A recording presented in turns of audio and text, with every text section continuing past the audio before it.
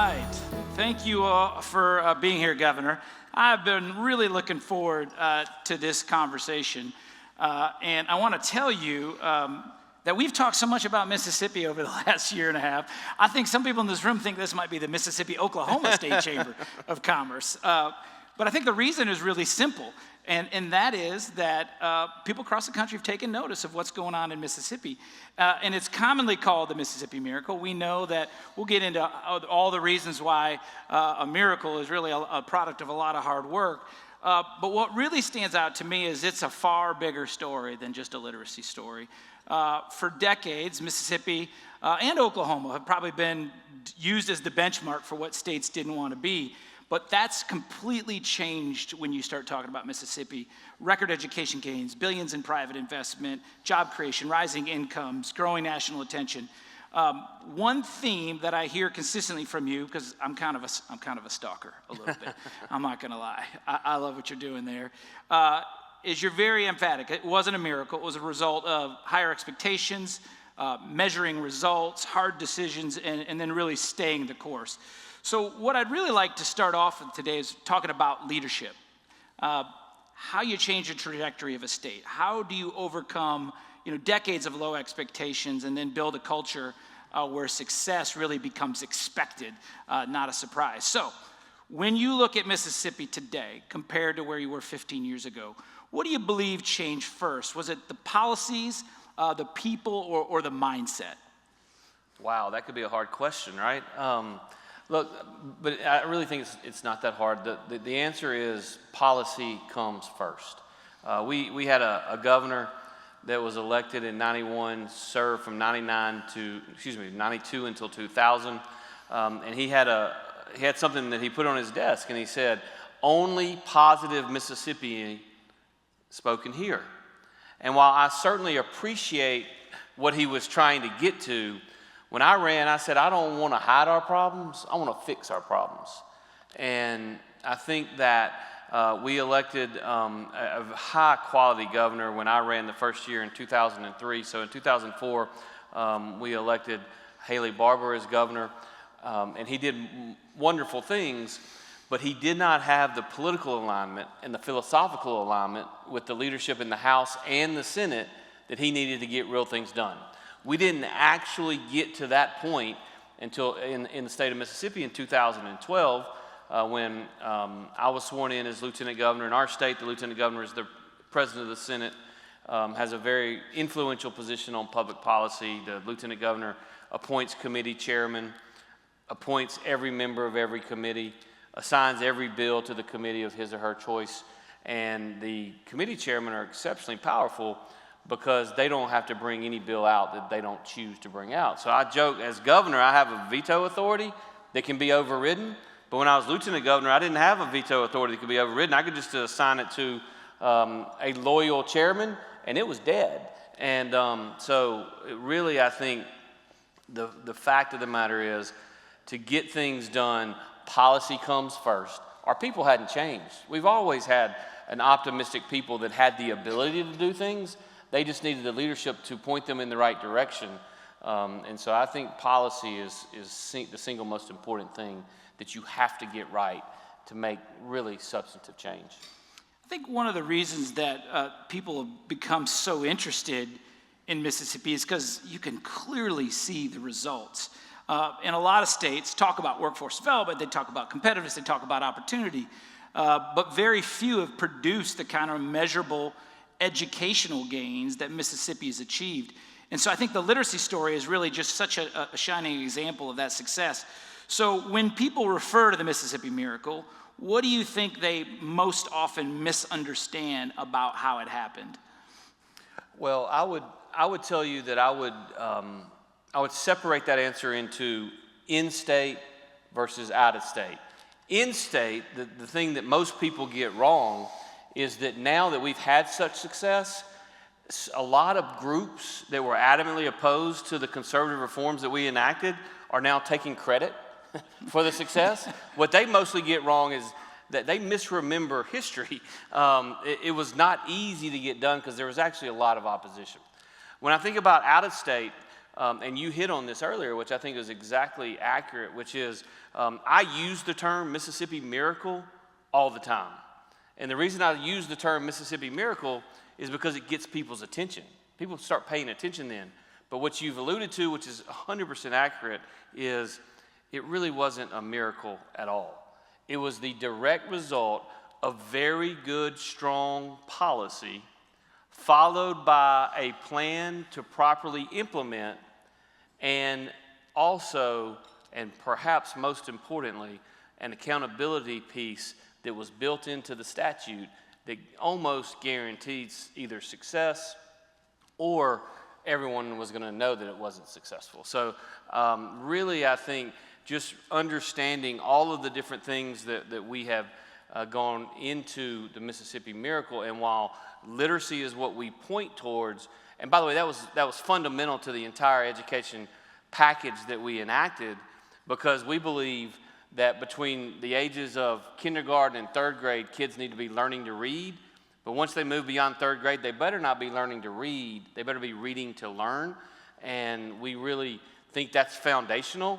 But that was one of literally 10 or 12 different reforms that we enacted in that 2012 and 2013 legislative sessions. And I literally don't want to miss any of these, but because I think it's important that everyone understands this is not just one piece of legislation that's led to this. We implemented in 2012 and 2013 our first foray into school choice and giving parents options through public charter schools and ESAs for students with special needs.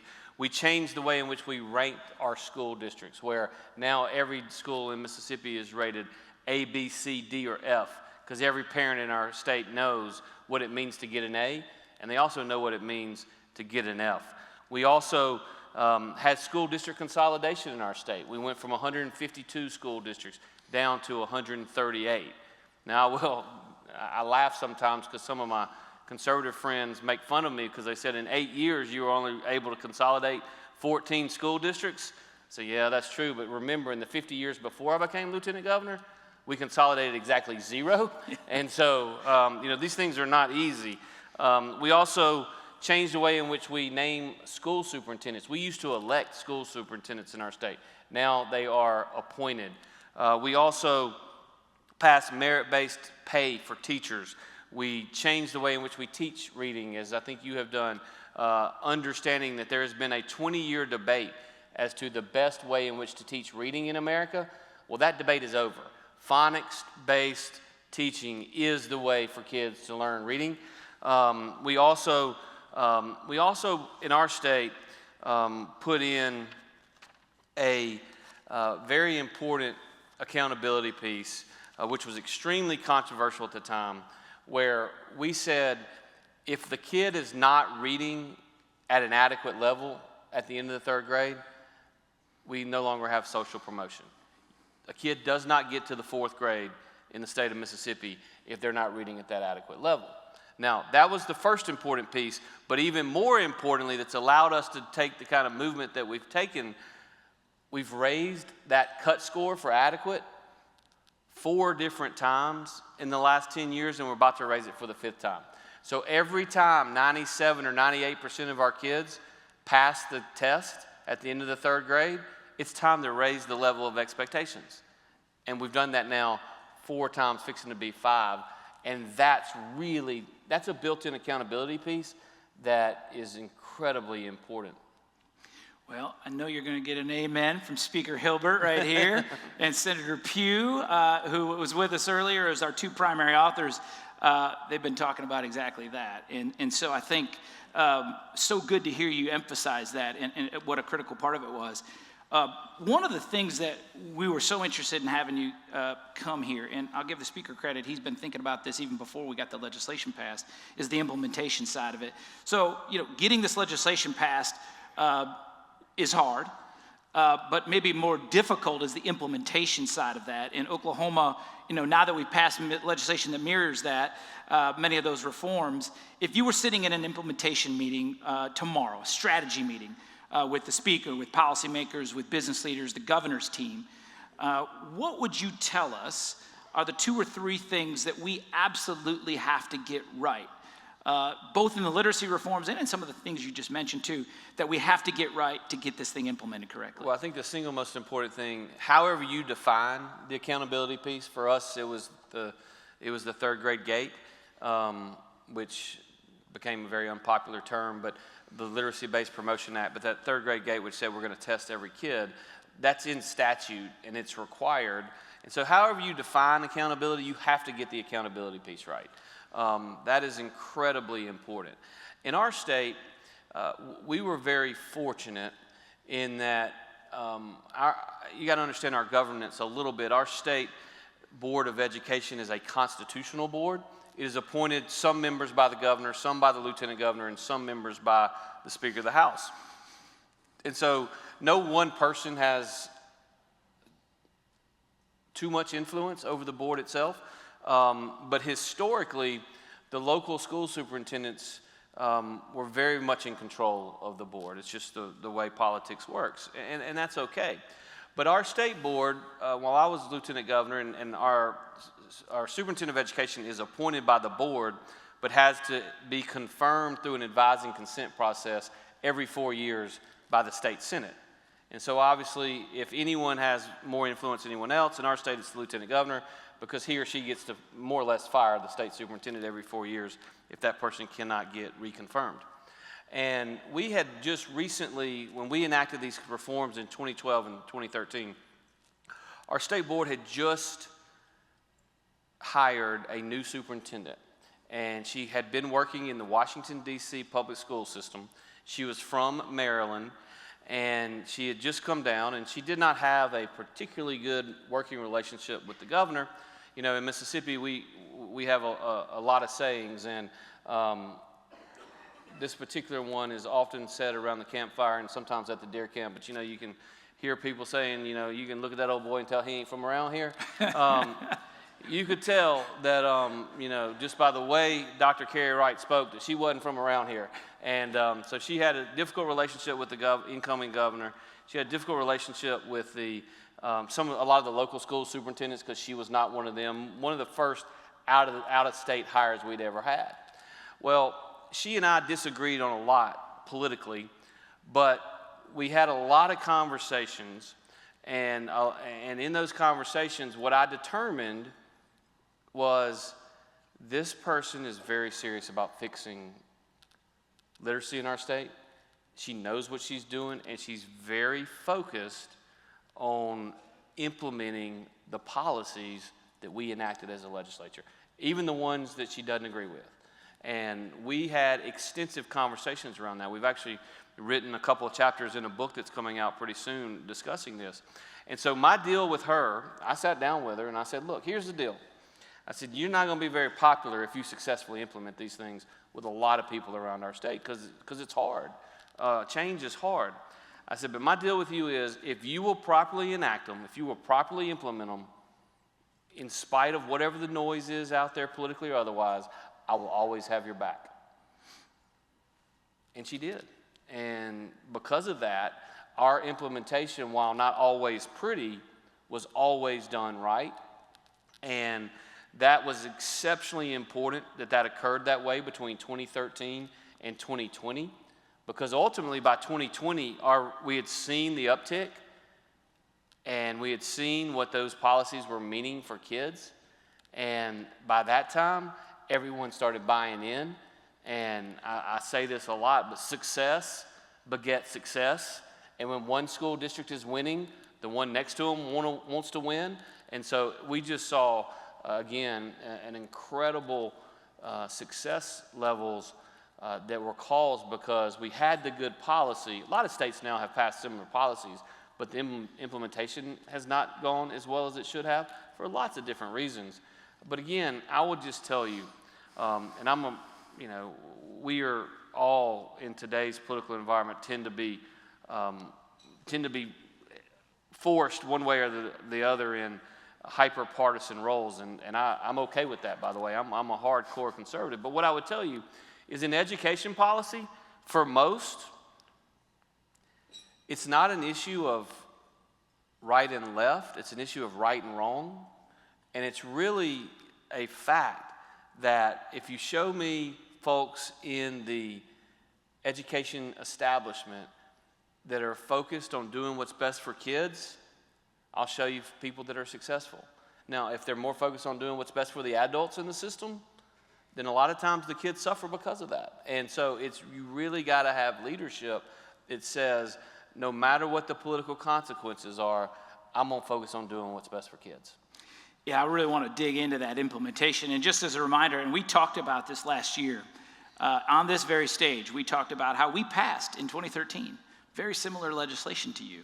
You stayed the course and went from 50th to 7th.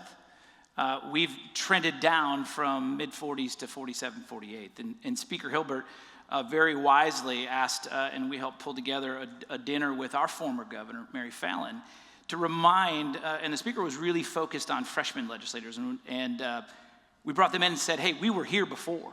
We didn't stay the course. And the governor encouraged them to stay the course, and Speaker Hilbert said, hey, I'm only here 2 more years, and I'm passing this legacy off to you all, and you have to take it and run with it. So what I want to really dig into is kind of get us prepared. What are the toughest moments that are coming our way? Where did you feel maybe the most pressure to compromise, and maybe you didn't? And then how did you keep Mississippi committed to the strategy? Yeah, I mean, I think there's no doubt that there's always immense pressure, even from local leaders in education who might agree with what you're doing. They just don't want to be told what to do by the folks in the Capitol. They don't want to be told what to do by anybody in Washington, D.C. or anywhere else. And I understand that. And we believe very strongly, like I'm sure you do in Oklahoma, about local rule. We want our locals to have as much flexibility as possible to do what's best for children. And I will tell you, I never have believed when people said Mississippi's 50th in education. I never believed that. Because when I was growing up, I went to a little school called Florence High School, which is about 15 miles outside of downtown Jackson, which is our capital city. And I got an incredibly good education. Incredibly good. So I never believed all the naysayers. But I will tell you, I'm also a realist and a numbers guy. And I could look at a lot of different statistics which said Mississippi 50th, Mississippi 49th, etc. And while I didn't believe it, there was certainly data that the opposing side could point to say where we were. But they can no longer do that. And the one thing, and I don't want to get in, y'all know a lot of the statistics, but here's a statistic that I want everyone to understand because it's incredibly important. And it helps take away one of the strongest arguments that the opposition will have. And that is, how do these reforms, that I believe are conservative reforms, but reforms nonetheless, how do these reforms affect minority kids? Mississippi has the largest African American population in the country. 37% of our population is African American, and in our public schools, it's in the mid-40s. In 2013, if you look just solely at 4th grade reading results, our black 4th graders in 2013, when compared to their peers across the country, scored 45th best in 2013. In 2025, our black 4th graders, when compared to their peers, number 3 in America.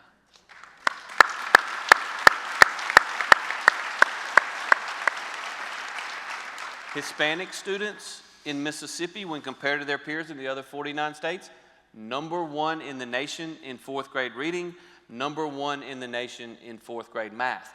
These reforms work for all, not just some kids in some school districts, all kids in all school districts. And when you're able to read in the 3rd and 4th grade, and you take pride in that fact, it also drives your high school graduation rates up. Our high school graduation rate in 2013 was 72.5%. Last year, we graduated 91% of our high school kids.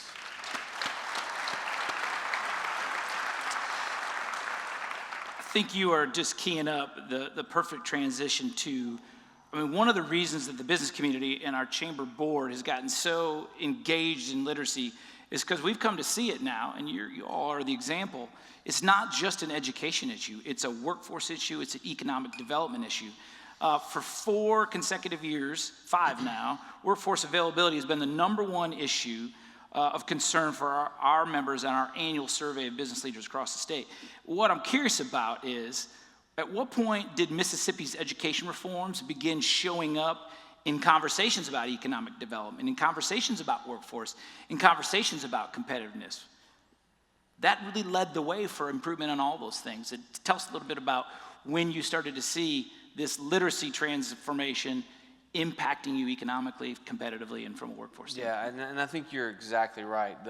When we have conversations around either existing industry or new industries coming into our state, there are a lot of different questions that are asked, but one of the most important questions is, where and how am I going to get the workforce that I need to produce the product that I produce and get it to market?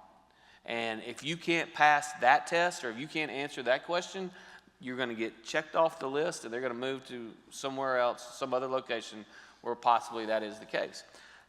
I will tell you that throughout that time period of 2012 to 2020, I worked really hard, and a lot of other people did too, really trying to redefine the term education, particularly when it came to the legislature, because we had gone through many, many, many years of sort of a competition for dollars. We didn't have enough money to go around, and so there was kind of a competition between even our education institutions. So between K through 12 and our community college system and our institutions of higher learning, there's kind of a competition for dollars.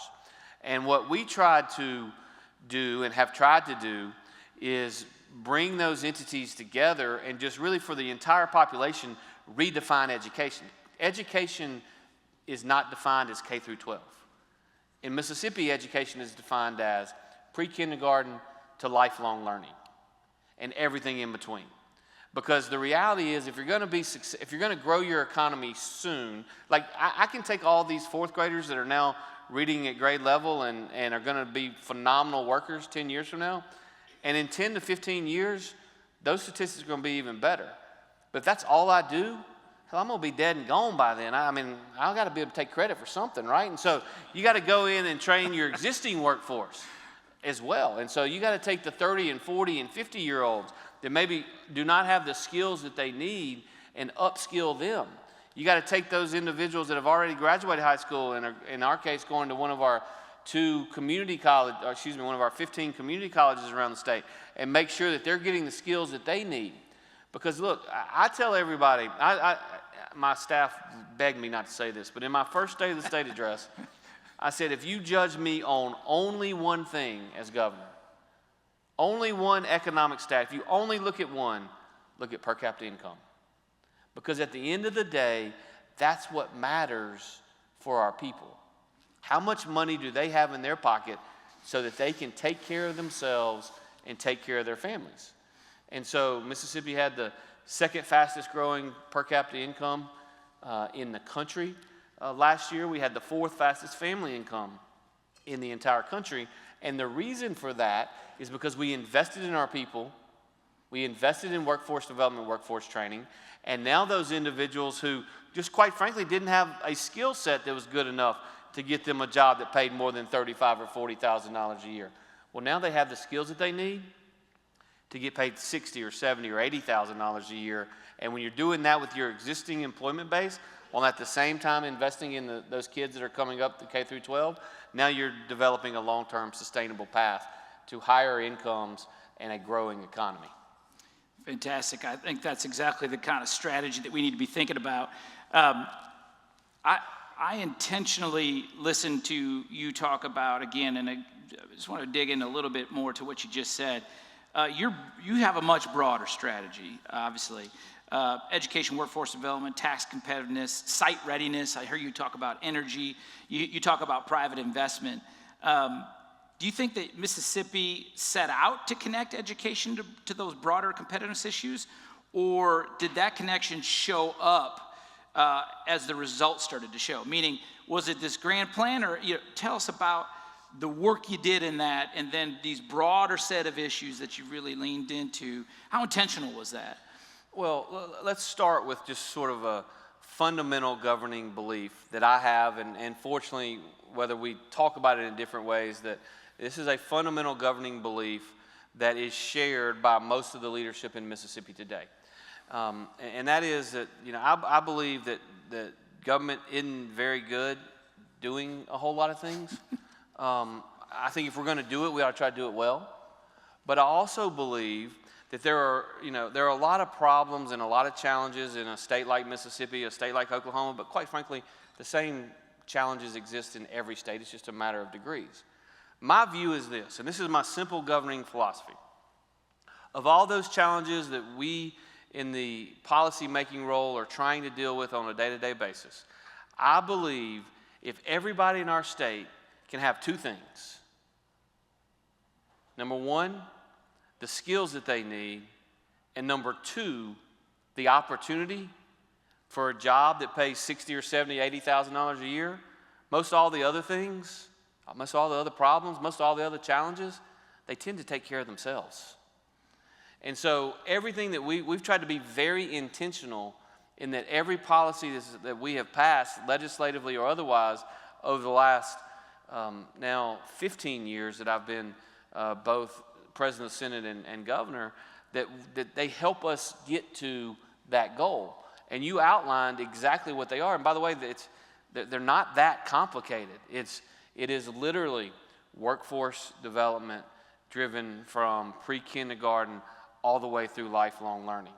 Because honestly, while there's a lot of other advantages and benefits to getting a 4-year degree, at its core, it's preparing a kid to go into the workforce. So it's workforce development. It is site development. That's one of the things that I'll be perfectly honest with you. I wasn't sold on for my 8 years in the legislature. But when COVID hit, I started traveling around the country talking to site developers and just listening. And what I kept hearing them say is, this is not unique to Mississippi, but they say, you don't have enough product. I'm like, product? Okay, what are they talking? And then I found out, well, neither does anyone else in the Southeast, or neither does anyone else in the entire country. And so we started investing heavily in site development. Since I've been governor, we spent $350 million developing sites. My goal was in 2020 that we would have 30 economic development sites that were ready for capital investment on day one if either an existing business chose to expand or a new business came into our state, that we had 30 sites in our state. Now, fortunately, we started that in 2020. A whole bunch of those initial 30 sites don't exist anymore because they have actual employees on them today. But every time one comes off the list, we find somewhere else to add one. We've got a site in every region of our state. We've got sites of every various sizes. And as I said, we've spent about $350 million. And the way we do that is we allow the local governmental entities, whether it's the county or the local economic development organization, they have to either own the land or have options to buy the land at a predetermined price. And if they do, we will work with them in our site development grant program to help them do what government ought to be doing anyway, infrastructure. Are we getting roads there? Are we funding bridges to get to that site? Are we funding water and sewer and now power to ensure that those sites are ready to go? Because at the end of the day, the key to today's world in economic development is pretty simple. And our argument, and I'll let you in on it, is this. We believe in Mississippi today, we can take a company from spending money to making money faster than anyone else in the world. And if you can do that, obviously you save them 6 months, 9 months, and they can actually start turning a profit in month 7 or 8 rather than month 17 or 18. It makes the price of that project for the company significantly less because they're actually generating revenue more quickly. Yeah, what a significant value proposition that is. I know we're running out of time, and I really got 2 more questions. And the first question is advice to business leaders. Got a room full of business leaders, political leaders. We've been trying to talk about improving Oklahoma's competitiveness. We're deep into our Oklahoma competitiveness agenda. What should the business community do? How did the business community come alongside of you to help raise the expectations in Oklahoma? What's their role? Yeah, so I think what I would say is be willing, and I say this to the business community, but I think it's true to the elected officials as well. Be willing to get outside your comfort zone. Be willing to get outside your comfort zone from a business perspective. Be willing to get outside your comfort zone from a political perspective or from a philosophical perspective. Like I said, when I was in the legislature, I was much less excited about spending money on infrastructure for economic development sites. And I will just tell you, I was wrong. The reality is, in today's competitive market, speed to market is incredibly important, and that's something that we have been successful at. I had to get outside of my core philosophical hang-ups to ultimately get to that spot. And so to the business community, I would say, be willing to get outside your comfort zone.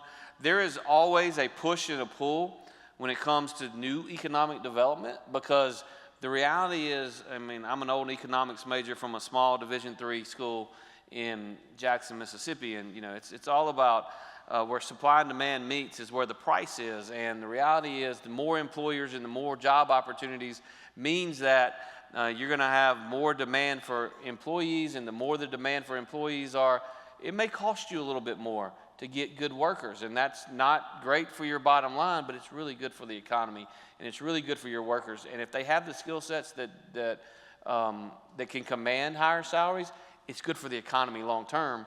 And so, and most business people understand that. And so, understand that, and that's something that our business community in Mississippi really bought into is, how do we've got to get our workforce participation rate up. And one way in which to do that, because one of the largest competitors that we in business have, particularly at the jobs that require less skills, is the federal government, paying people to not work. And so we've got to make sure that those individuals, that we invest in them so that they have the skills that they need to be able to do the jobs, not of the last 50 years, but the jobs of the next 50 years. And you got to be willing to pay them to do that once they get those skills. Yeah.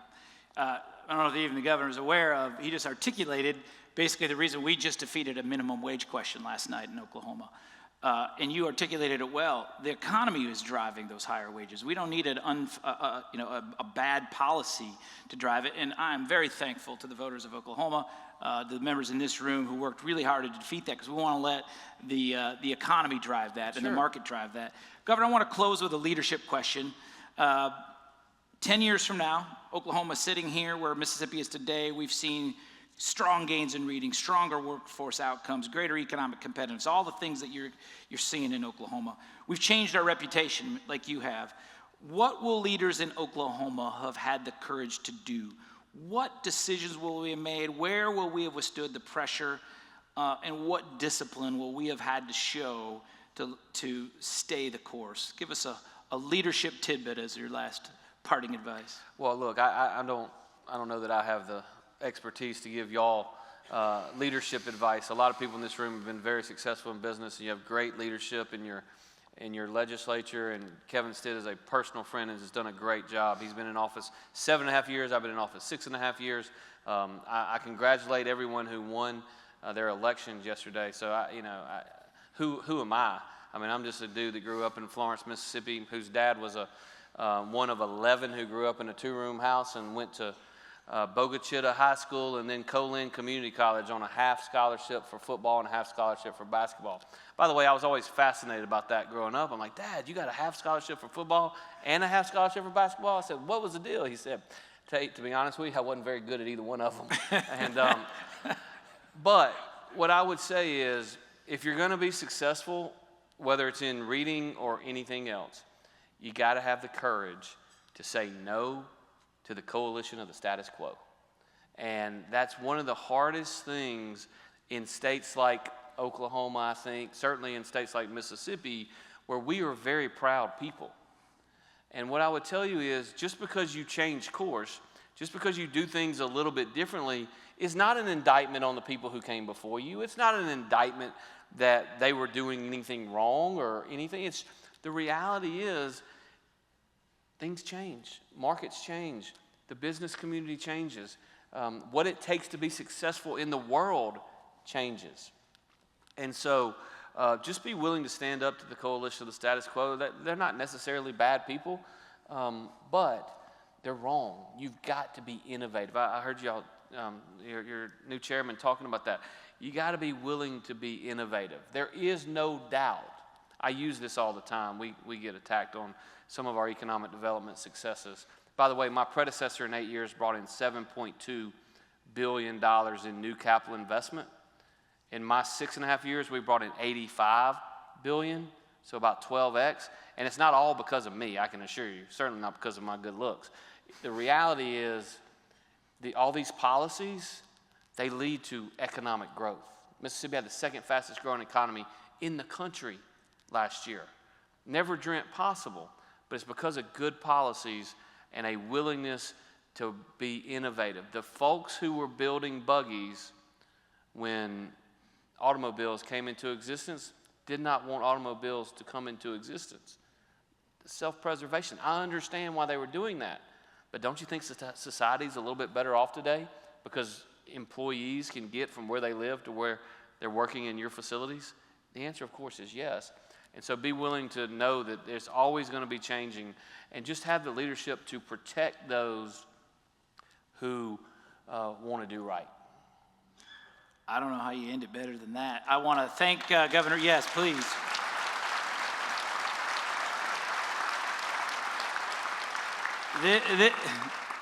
Truly, this far exceeded my expectations, and your advice is so spot on. And I know our staff, our board is out here listening, going, yeah, and it's affirmation that we're on the right path. Governor, your story, Mississippi's story, is such a powerful reminder that states can change their trajectory, that things aren't the way they have to be, and that Oklahoma can follow Mississippi's lead. Thank you so much for joining us, and thank you for sharing the leadership lessons that Mississippi's learned along the way. Another round of applause for Governor Tate Reeves. Thank y'all.